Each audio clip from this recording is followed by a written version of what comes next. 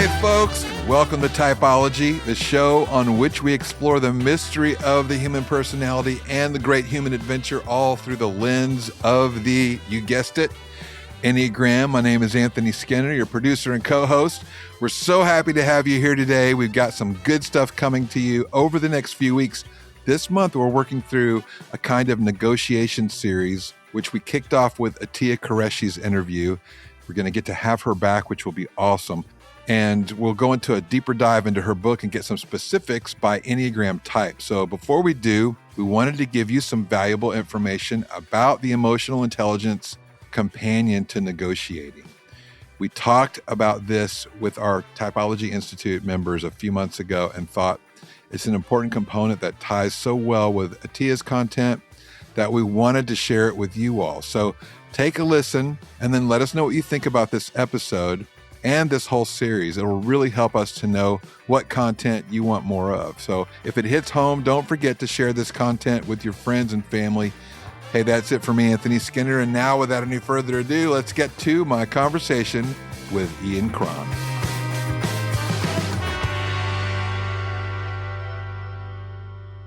Hey friends, welcome back to Typology. Yes, I am Ian Morgan Cron, and today we are going to jump into a topic that I think is of wide import for everybody. We want to talk about those conversations most of us spend a lot of time trying to avoid, right? That's what I'm talking about today, are hard conversations. Anthony, are you good at hard conversations? That's a good question. I have developed a muscle for that over the years. Yeah. Yes. I really have. I'd say that I've gotten better, but only because I've done some work around it. Yeah. And some of that work has been, and some of that work, I'm not by nature a person that is comfortable having hard conversations. I tend to withdraw rather than have a hard conversation. But as I've gotten older and I've done some work, I've done some reading, I've really been sort of stepping out. And recently in this past year, I've been doing a lot of training in companies around having hard conversations. Now, much of what we're going to talk about today is material that I've actually learned from two books that I'm going to recommend to people. The first one is a book called Crucial Conversations. The reason I love this book is because it's research-based. So lots of what you're going to hear today is found in that book, and I would recommend that everyone go out and get it to read a more comprehensive sort of exploration of the topic. The other one is the book Nonviolent Communication. Oh, yeah. I read that one. That was great. Yeah. And so today what we're going to do is talk about why we don't have hard conversations. We're going to talk about how to actually have one and to actually give people a map. Come on. Right, for trying to figure out how to have a hard conversation. And we're going to weave some Enneagram stuff in here. And It's just going to be a self-awareness fest. Sweet. And one more thing, we just came up with this amazing conversation about negotiation with Atiya Qureshi, where we talked about strategy and clarity and advocacy and all these things. Mm-hmm. And this episode is kind of the emotional intelligence companion piece to that. That was a strong conversation, and everyone needs to make sure they go hear that one. We have two, believe, from her. So. Yeah. And listen, you can have the best negotiation strategy in the world, but if you don't know how to navigate the human dynamics of a hard conversation, you're kind of dead in the water. Hey, can I tell you a little something? Oh, yeah. Well, just the way you asked that, the answer is yes. When we finished our first podcast with her, I was saying like, hey, great job. And there was a little bit of, we were trying to line up the release of the podcast with her book, of course, because we're excited about her book coming out. And in the process, I said, I'm actually heading into a really challenging situation. Could you give me some, could you hear me out? And she said, yeah, send me a voicemail of, what you're going through and what's going on. And she sent back a detailed 6 or 7 different voicemails walking me through the process.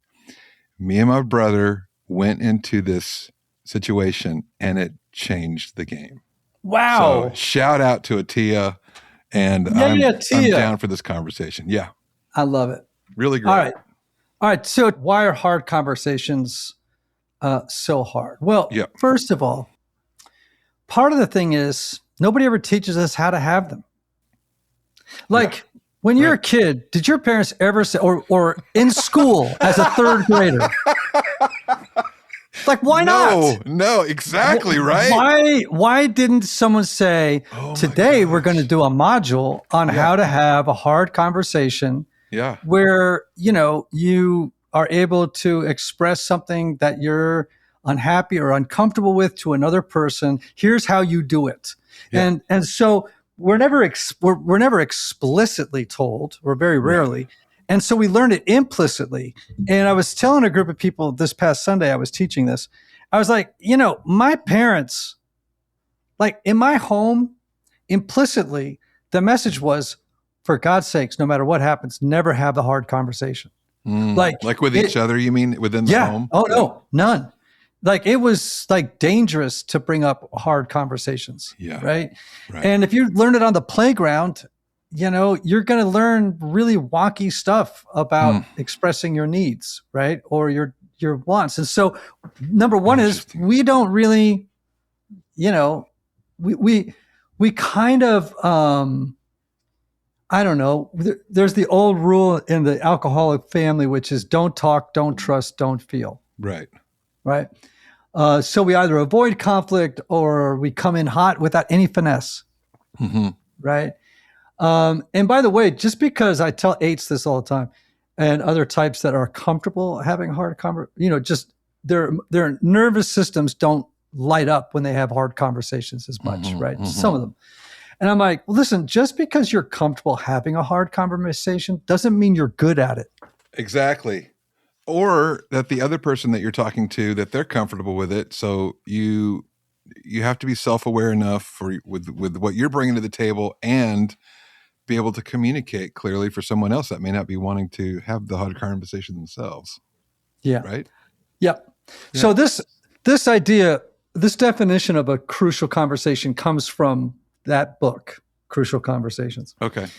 So according to those authors, a crucial conversation is one where opinions vary. Okay. The stakes are high and emotions run strong. So we're not talking about just deciding to go to dinner. No. This is more like, do I ask for a raise? Do I confront my partner about a behavior?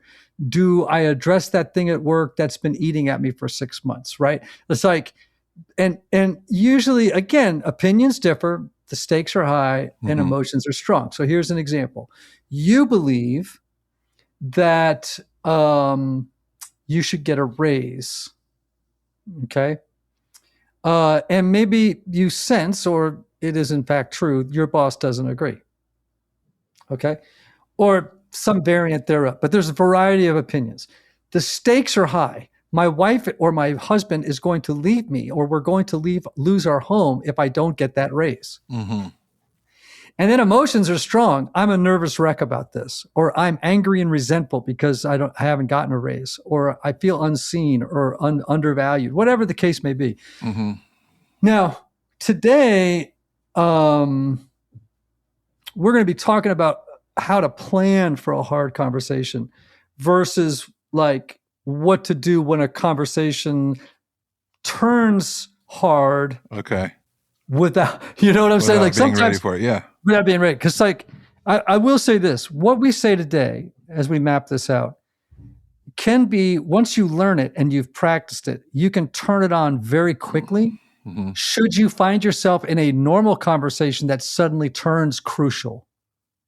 Because sometimes you'll be having a conversation in the car with your partner or with a child or with a friend, and suddenly it goes from being a regular conversation to being, this is now turning into a hard conversation, right? So again, you're right. This isn't like deciding where to go to dinner. This is like, big league conversations. So Ian, let me ask this. What is the message that we implicitly get growing up about hard conversations? Yeah, great question. I think we're faced with what the authors of Crucial Conversations call the fool's choice. Okay. And the fool's choice is where you think to yourself, I got two choices here. Mm-hmm. I can either speak the truth and blow this relationship up or this job up or this marriage up or this friendship up, or I can suffer in silence. Mm-hmm. And we think those are our two choices. Right. Yeah. And that's not much of a choice. That's not much of a choice, right? There's a third alternative, which is I can speak the truth. I can have a hard conversation and strengthen this relationship at the same time. Yes. That's the choice we want to make. Yeah. That's good. I actually was just heading into a conversation recently, and I have a friend who's a coach, Jamie Slingerland. Do you know him? Mm-hmm. And he told me that basically that very same thing. It's like there are more options than just these two, and it can also change later, so you're not locked in. But all that to say, I realized through my conversation with him, what you just said, we can tell the truth and strengthen relationship, right? Yes, exactly. So before we even get to the mapping of a conversation, right? We've got to deal with what's happening internally. And this is a big piece of what happens in the book, Crucial Conversations, which is the bulk of the work has to happen internally before you have the conversation. Mm-hmm. Okay, so let me give you how I was trained in graduate school to think about human behavior. We were told that, you observe a behavior or you hear something, it then gives rise to a feeling, mm-hmm. and then that feeling leads to an action, mm-hmm. right? And there's a step missing there that's really, really important. The truth of the matter is that you observe something, and then you tell yourself a story about what you observed, right, or experienced. And then you have feelings about that story. Then you get a feeling about that story. Exactly. And then you act or react. So it's not necessarily what the person did, it's the meaning we assign to what they did. Exactly. And this is so important that you begin first by interrogating your story. And there's three mm-hmm. stories, by the way, that we tend to tell. They're called clever stories. One mm-hmm. is the victim story. Mm-hmm. Right? And the victim story is, I have no blame in this. Yeah. I am a victim. And I always tell people, the only time that's probably true in life is after you could say that about a mugging and not much else, right? Like, right. You know what I'm saying? Like, I am always able to find some piece of when something goes sideways in a relationship, I always got a piece somewhere in there, mm-hmm. right? And so, or at least the vast majority of the time.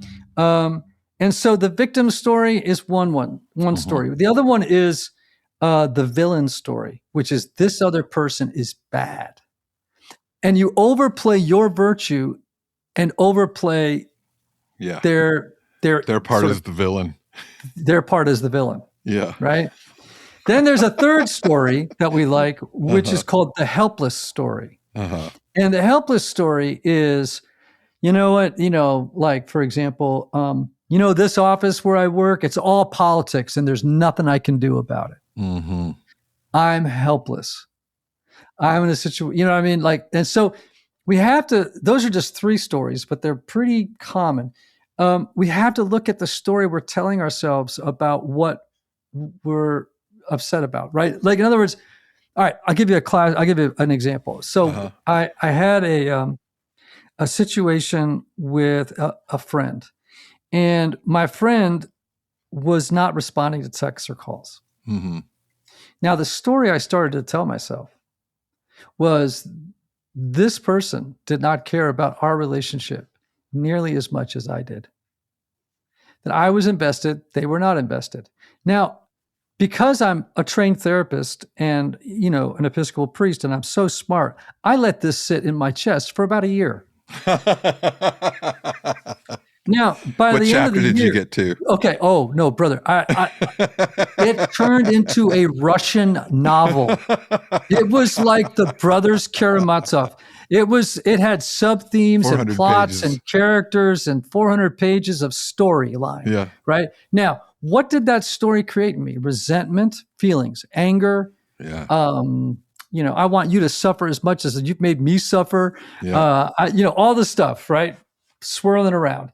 And that was leading to an act. Now, at one point, my action was, well, I'll show you. I won't deal with this. I'll give you the cold shoulder, or, because we all have sort of, these styles of relating as it goes to, hard conversations. There are some people who go on the attack, right? They move toward verbal violence, and then other people move towards silence. And we could break that up by types, right? Yeah. And I'm a, go silent type, and sort of seethe quietly about it. But I eventually did have this conversation based on, and I'll actually use it during this conversation as a model. I had to look at the story before I had that conversation. I had to look at the story I'd been telling myself. Oh, wow. And I had to realize that at best, whatever story that my little uncertain mind came up with to feel certain in that moment, was at best incomplete. Right. At best, it was an approximation. It was a guess about what was happening. But the problem is if you don't challenge the story will unconsciously turn into a fact in your mind. Yeah. Like, here are the facts. I just want to say, I'm so glad when you came to me with this, and we were able to clear up that I had changed my number, and that's the reason that I hadn't been responding to your text. I was wondering where you were the whole time as well. Yeah. Well, it's the fact that you moved to Nome, Alaska, and you didn't tell me that. I thought that was a little hard on our friendship, but whatever. So are there some questions we can ask ourselves when we're facing this? Yeah. So there's three. Yeah. One is, what's my role in this? Mm-hmm. Right. And, in the situation with this friend, like, I realized that my role in it, I never raised my hand and said, this doesn't work for me. Yeah. I went silent. I was more passive aggressive than honest. That maybe I had some expectations that were unreasonable. Whatever the case may be, there's something about owning what is yours. Like, a key to having a hard conversation really is kind of a tentativeness and a humility. Like, I don't know the whole story here. There's something that's gone sideways. I don't completely understand it. I'm not going to come in with my guns blazing, thinking I know everything. And I got to come in with also with a kind of humility that says, I probably have a piece here. Here's a couple of, and I need to be open to hearing what that may be. Right? So what's my role in this? The second one is, why might a reasonable person do what they did? That's good. So re-narrating, like, well, there's another side to this possibly. Yeah. Why might a reasonable person do what they did? Yeah. Why might a reasonable person not answer my texts? Well, maybe something's going on. Maybe, beginning to loosen your grip on the narrative a little bit. Yeah. And then the third thing is, what do I actually want? Now, this is important. Like, what do I want for me? What do I want for them? And what do I want for the relationship? Mm-hmm. Right? And this is important because when you get into a hard conversation, this is what happens. Your amygdala is going to light up. Mm-hmm. And when you perceive a threat in the environment, even an emotional threat, right? That amygdala lights up. Cortisol and adrenaline start to flood the bloodstream. Then your prefrontal cortex loses about 50%. Right. Okay. So now your best thinking just went offline. Before I know it, I'm just all lizard. You're just all lizard, man. You're all in the lizard brain. And so that's why the research is so interesting, right? The research says that the harder a conversation is, the less likely you're going to do it well. Wow.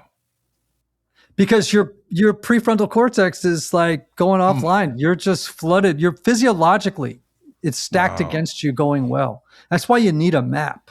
Yeah. So you were talking about like a 5-step conversation map earlier. Yes. Okay. Right from Crucial Conversations again. The first thing you want to do. So here's the map, people. Get your little notes out and get ready. The first thing you want to do is you want to make a statement of good intention. Start with why you care. So in this particular situation with this friend, I went to them. I said, we've been friends for 25 years. Mm-hmm. I love you like a brother. We have been through so much together. And because you mean so much to me, I need to talk to you about something that is puzzling to me and is an obstacle to our being great friends. So you're sort of building a safe space. Yeah, because, thank you for using that word. What is so critical in a crucial conversation, and I'll talk about more about this in a minute, is safety.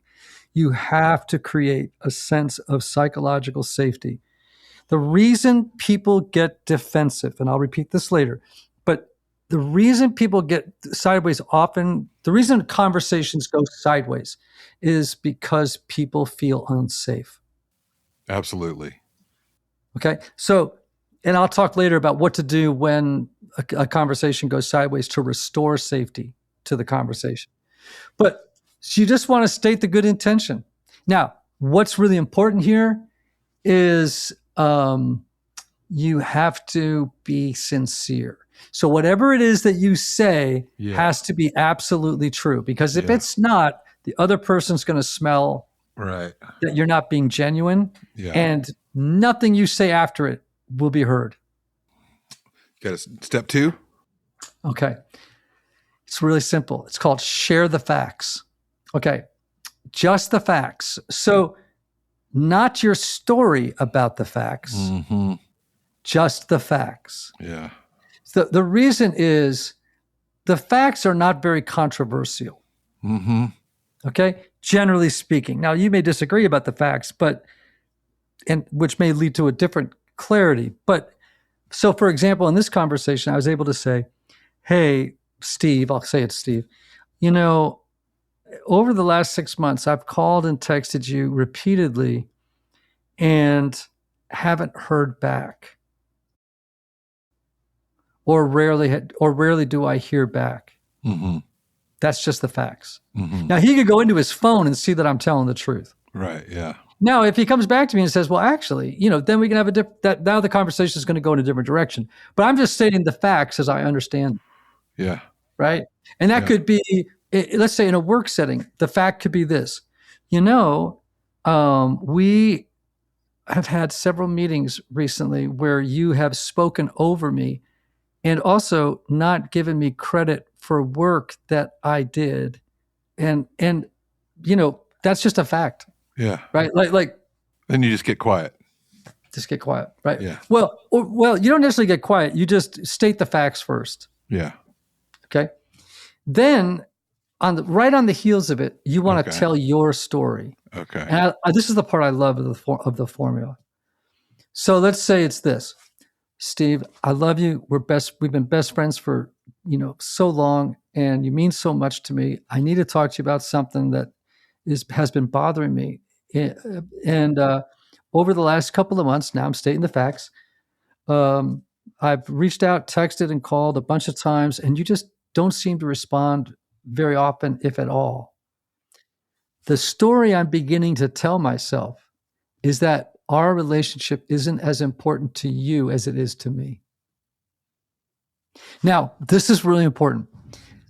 When you start with a sentence like, the story I'm beginning to tell myself, is you are acknowledgingly, implicitly in the conversation that I could be wrong.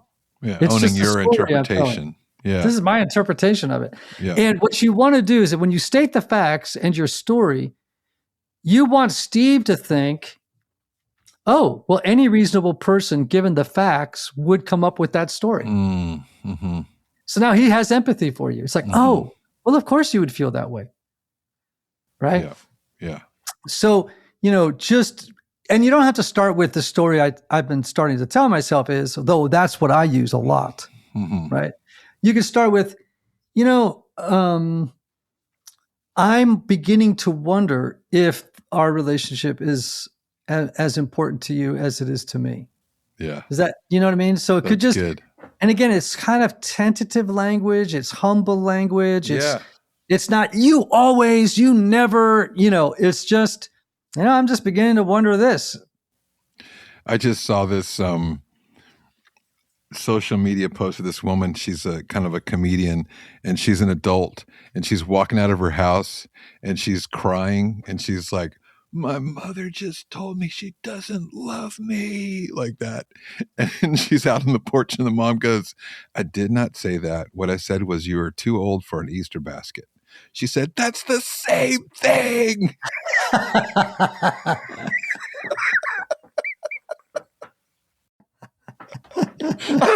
Well, there it is.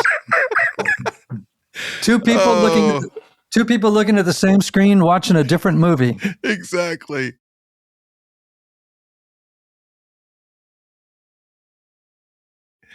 So good. Step 4. Yeah. Okay. Which is just simply to invite their perspective. So you've made a statement of good intent. You've told them your interpretation. Yeah. You shared the facts. Yeah. You've told them the story that you've been telling yourself about those facts. Yes. And now you just basically say, hey, help me understand what's going on. Yeah. Or am I missing something? Well, that's good. Or tell me how you see it. And then those 3 most important words. Always tell me more. I'm always like doing that with people. It's like they may say, well, yeah, I go, oh, good. Tell me more. Yeah. And then sometimes I had a guy I know who's a coaching guru in the business world, and he says, tell me more, the 3 most important words a boss can know. Oh, wow. Just tell me more. Tell me more. Tell me more. You can just keep repeating it, right? Just get people to give their perspective. That's good. And then you go into the next step, right? Which is you want to make a clear request. And this is really important, especially for people like me, 4s, 9s, 5s, just different, especially with drawing types. Like, okay, it takes a lot of energy and courage to have a hard conversation for a lot of different people. And they get through the statement of good intent, the facts, stating the facts, the sharing the story, and inviting perspective, right? They get through those 4 steps, and then they stop, right? Because it's like, they're just so relieved because now both people are crying and I really love you. I didn't, blah, blah, blah, blah, blah. And but there's no change. So, in marketing, they call it a call to action, but for our purposes, we could just say, make a clear request, right? Right. You want a changed behavior. Yeah. You don't want to just have feeling sharing time. Yeah. We want to have a changed behavior. So the 5th step in it is to make a clear request, and you just don't want to skip it. So it could be something like, moving forward, when I text or call, could you just, kind of in a reasonable amount of time, respond? Yeah. Could be a thumbs up. It could be, This is hopefully where the conversation turns into change, right? Yes. And so it's like, another way to frame this 5th step is to say something like, moving forward, I commit to blank. And I'm hoping that you could commit to X or something else. Tell me, you know what I mean? Like, but you want to get it into a new behavior, into a new way of being with each other in the world. So, and if it goes sideways, we'll get to that. Okay. It's a great question, but let me just say one thing here. So this person, Steve, this is what actually happened. I made a statement of good intent. I said, here are the facts. I call and I text pretty frequently and I don't hear back from you. Then I shared the story. I don't think I'm starting to wonder if you're as invested in this relationship as I am. I asked for his perspective by saying, tell me how you see things. Now, what's interesting is Steve came back and said, you're right. And I've been in a place in my life where I'm really feeling stuck right now. and I've been feeling depressed and anxious. And then I feel guilty because you've been reaching out, and now you've reached out 3 times and I'm too embarrassed to come back. And you know what I mean? Blah, blah, blah. But you're not the only person, he said, that's been saying this. I have been, not doing a great job. Yeah. Right. And it's like, well, first of all, he blew the story I'd been telling myself in that Russian novel all year right out of the water. Cause it was like, he just copped to what was going on and said, I'm really struggling in life right now. Wow. And I'm having trouble connecting with a lot of people. And then we did, I said, well, okay, well, moving forward, I'm going to continue to reach out and want to be with you and be connected to you. Should I do that less? Should I do that more? You know what I mean? We began to kind of like talk about it. And he said, well, I'll make a commitment that I will be better at responding. But it's a relief to know that you know what's going on in my life now. Right. So it was like, I wish I'd had that conversation 12 months earlier. Right. Yeah. Before I started my novel. Yeah. Totally. Well, so now what if it goes sideways? Yeah. Right. Well, sometimes this, we just mapped out the perfect conversation that I had with Steve. Right. Right. Everything got resolved. Everybody hugged and it was all done. But Steve could easily have said to me at any point in this map of a hard conversation, you're being an idiot, right? Or he could have said, I disagree, or right, and gotten defensive. All right. So back to what I said earlier, when people become defensive or give you a lot of pushback, it's usually because they feel unsafe. What happens is they begin to not question. They're not questioning necessarily what you're saying. They want to know. They're anxious and defensive because they're wondering why you're saying it. Right? It's like more like, are you trying to get control? Are you manipulating? What's actually happening here? Like, what's going on behind the scenes that I can't see of this conversation? So when things go sideways, we can come up with what's called a contrasting statement. And I've seen this work beautifully. You could say a contrasting statement is where you say something like, imagine if Steve got hot with me about it. He just disagreed, right? You could say something like, Steve, I don't want you to hear that I don't value you or believe that you care about me. What I do want to say is that I'm feeling unseen and less than worthy of your time. So you're still telling the truth, but you're still kind of making sure it's safe again. Yeah. And the way you do that is at the first half of that contrasting statement, what you say is, hey, man, I'm not saying I don't love you. I'm not saying I don't value you. I'm not saying this. What I am saying is this. And that contrasting statement can kind of restore balance to the conversation. And you may have to do more than once. Right?